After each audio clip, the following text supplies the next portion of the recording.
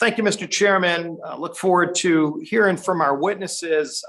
Want to start by making it very clear for those of us who have promoted the vaccine, who have talked about what President Trump started under Operation Warp Speed to create not one, but two but three vaccines.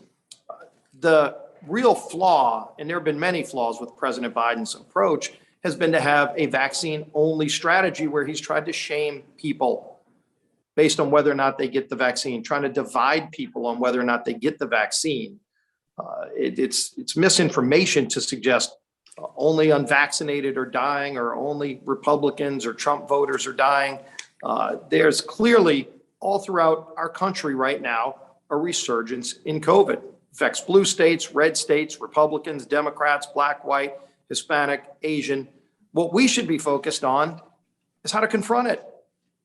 Unfortunately, if you look where we are today marks the 1-year anniversary that Joe Biden took the oath of office as president of the United States. Unfortunately, what we've seen is failure after failure and broken promise after broken promise. And unfortunately, it starts with the vaccine and what President Biden said he would do about COVID and has failed to do a year in. He promised Americans that he would, quote, shut down the virus. How many times did we hear Joe Biden say that, promise that as a candidate? Unfortunately, what we're going to see is a very different candidate, Joe Biden, versus President Joe Biden. Words versus actions. Shut down the virus was what he promised. Yet despite inheriting all three of those proven safe and effective vaccines from President Trump's Operation Warp Speed, as well as numerous proven treatments, therapeutics, millions of people, by the way, with natural immunity, which, Mr. Chairman, we ought to have a hearing about to see just what kind of protection natural immunity gives people.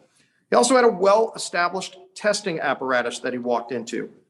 Right now, the United States, with all of that, is being hit with record highs for new cases, testing shortages and delays. And there have been more deaths under Joe Biden's presidency than under Donald Trump's. Again, a year in, and he walked in the door with 3 vaccines ready to go. President Trump didn't have any of that. And I know there's been a lot of talk under the Trump administration about how many deaths there were by Democrats. Interesting, you don't hear him talking about the deaths right now, that Joe Biden has more deaths under his presidency than we had under Trump. A signature feature of then candidate Biden's campaign was a top-down federal solution to the pandemic. How many times did we hear him say that he had a national plan, was ready to go?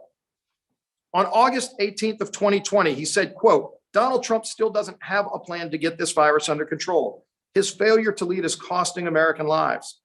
On October 15th of 2020, he said, quote, we're 8 months into this pandemic and Donald Trump still doesn't have a plan to get this virus under control. I do. That was Joe Biden as a candidate. Never mind the fact that President Trump had a very successful plan. It was called Operation Warp Speed. It was a bipartisan effort, by the way, in Congress that helped fund Operation Warp Speed. Should have been bipartisan credit where everybody bragged about the success of Operation Warp Speed. It yielded those 3 safe and effective vaccines. It yielded multiple therapies like monoclonal antibodies. And we had a robust testing network. On President Biden's first day in office, he released a 200-page document titled, quote, National Strategy for the COVID-19 Response and Pandemic Preparedness. And he said, quote, for the past year, we could not turn to the federal government for a national plan to answer prayers with action until today. Well, just a few weeks ago, in a stunning reversal, after almost a year of broken promises and failed strategy, and the virus raging worse than ever before, President Biden reversed course and abandoned that so-called plan. On December 27th of 2021, just a few weeks ago, President Biden said, quote, there is no federal solution. This gets solved at the state level. I'm guessing that's why the select subcommittee is having this hearing today, titled A View from the States. After campaigning on a national plan and congressional Democrats, including many on this committee, calling for a national plan, Democrats have now abandoned any hint of a plan and instead are trying to dump their failures into the governor's laps. Ironically, President Biden's first goal in his national strategy was to, quote, restore trust with the American people. Yet his policy shows he does not trust the American people. He does not trust the American people enough to be transparent about the policies and decisions his administration is making and the data that they are using to make those decisions. He does not trust the American people to make their own healthcare decisions. He does not trust the healthcare workers to make their own healthcare decisions.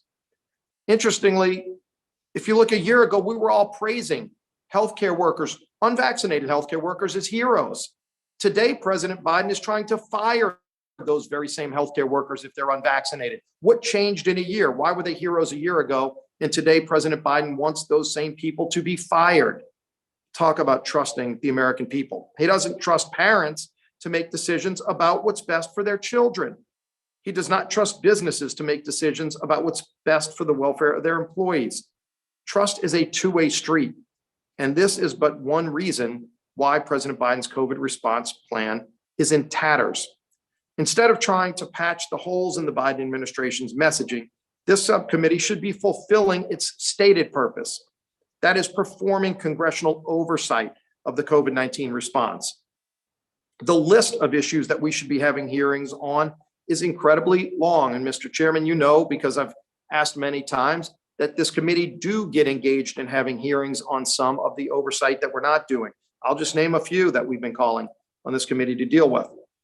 The Biden administration's inaction with procuring tests and rejection of a plan that was reported last October was provided to President Biden to provide millions, hundreds of millions of rapid tests in time for the Christmas holidays. President Biden, by all reports, rejected that plan.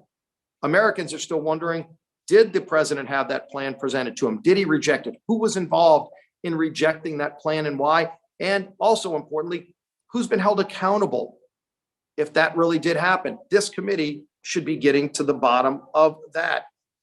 President Biden's plan of shaming and blaming the unvaccinated instead of focusing on a science-driven approach to include not only vaccinations, but natural immunity, other therapeutics. Stop dividing Americans over the vaccine and start providing Americans with an actual plan to confront this. The Biden administration commandeered the distribution of monoclonal antibodies, causing states to jump through more hoops and making it harder for states to get access to these life-saving treatments. We hear from states who are now being forced to compete against other states, and some states aren't being given what they need while others are. That's going on right now under President Biden. Despite spending about $200 billion to safely reopen schools, more than 5,000 schools have had some type of shutdown this month. Why isn't every school open? We've heard from scientists who said they all should be. Kids are much better off in the classroom. We need to have a hearing to examine the severe student learning loss caused by remote and hybrid learning. We've heard about the mental health crises that's been caused by students not being allowed to be in the classroom. And by the way, if a school took the money, like Chicago taking $2 billion of taxpayer money to reopen and then closed their doors on those same students, shouldn't those schools have to give the taxpayer money back? Let's talk about having a hearing to give parents options to send their kids to an open school if their school doesn't want to educate their kids but wants to take the money.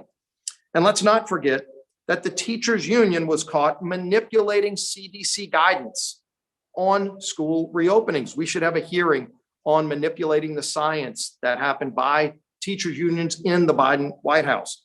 The World Health Organization and the European Center for Disease Prevention and Control do not recommend masking kids under 6 years old.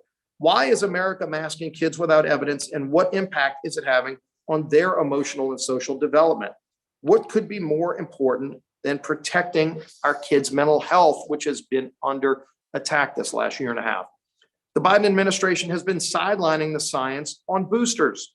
First, in the summer of 2021, the Biden administration announced the availability of booster shots for all adults by September. But amazingly, they made this announcement before the FDA and the CDC had even finished reviewing the data to determine the need for booster shots. Because of this, 2 senior FDA officials reportedly left the agency amid alarming reports of political interference with the science under the Biden administration. This was obviously very confusing for the public. Misinformation clearly by the Biden administration. Most recently, President Biden's administration chose to add to the confusion by bypassing the FDA and CDC's long-established vaccine advisory committee process for updating booster shot eligibility. Then there's the Biden's Operation Snail Speed on COVID therapies, as the Wall Street Journal editorial board called it. Instead of taking a multifaceted approach to ending the pandemic, President Biden went all in on vaccine-only approach and neglected to focus on therapeutics and natural immunity. In fact, 1 year after taking office, President Biden still to this day does not have an FDA commissioner in place. That should have been a day one decision. President Biden a year and still doesn't have anybody heading up the FDA. And many people have called the FDA a rudderless ship on things like testing alternative therapeutics. Republicans on the select subcommittee still are the only ones in Congress that have held a hearing on the origins of COVID-19. We've asked, Mr. Chairman, that this committee, the full committee, have a hearing on the origins. We've seen a lot of scientific data out there that it started in the lab in Wuhan.